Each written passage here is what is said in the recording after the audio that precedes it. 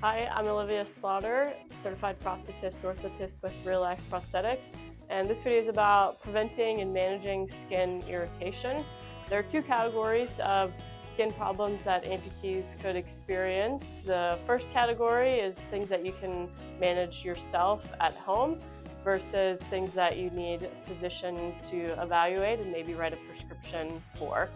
Things that would need to be addressed by a physician would be large surface area rashes.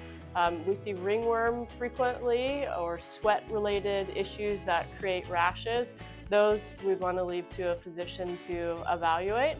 The next area is minor skin irritation from either pressure or suction.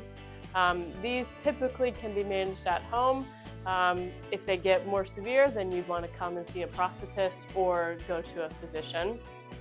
Prosthetics nowadays, we would like to see them be total contact fit and pressure. So the socket is shaped exactly for your limb and the whole thing is kind of squeezing like a blood pressure cuff. When we lose that total fit, some things that are common that can happen is now all that shape that we have and pockets for some relief for the bony prominences are now no longer correct, so we drop down deeper and hit the edge of those pockets.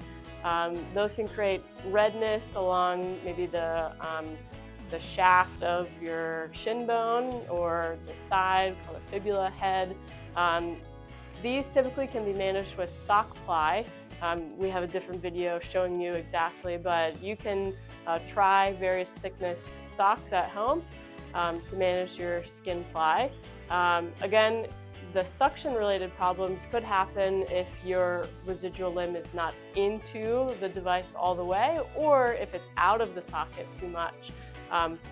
Your volume tends to change throughout the day for some people, or new amputees could lose volume due to limb maturity, and that's very common, and it can be managed through prosthetic socks.